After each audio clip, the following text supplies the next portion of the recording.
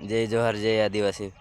એમ કહું બધા મારા ભાઈઓને સમજીને એક હટું ગમે એ કરીને પછી ભાગ રાખો, અને આ સોતા ભાગેને એમ મત રાખો.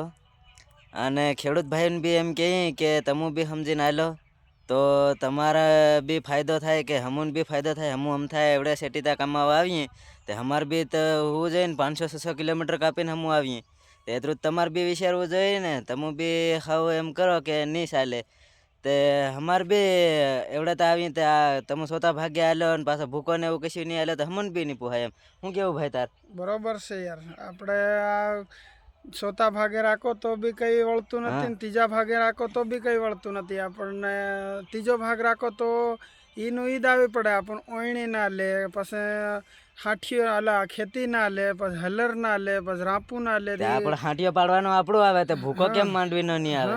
તે માંડવીનો ભૂકો આપણને આલવો પડે કે નહીં આલવો પડે ને. એવી રીતે એનો ભાગ પાડવો પડે. તે આપણે ખેડૂત ભાઈઓને બી એમ કહીએ કે ભાઈ તમે બી સમજો અને સમજીને બધો કંઈક વ્યવહાર સમજોતરો કરી લો તો આપણને બી ફાયદો થાય ને એમને બી ફાયદો થાય ને.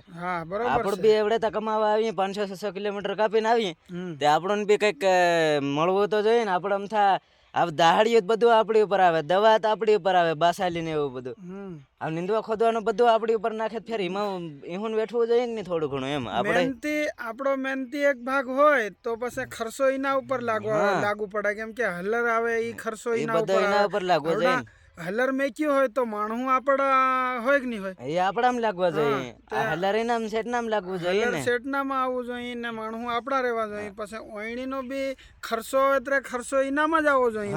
ઓયણી સાથે આપણે પાછા માણા રહી વાવામાં તો કરવાના. તો એવી રીતે સમજીને તમે બી કરો ખેડૂત ભાઈઓ. અને આપણે કંઈ આમાં બીજું કંઈ કરવાનું નહીં.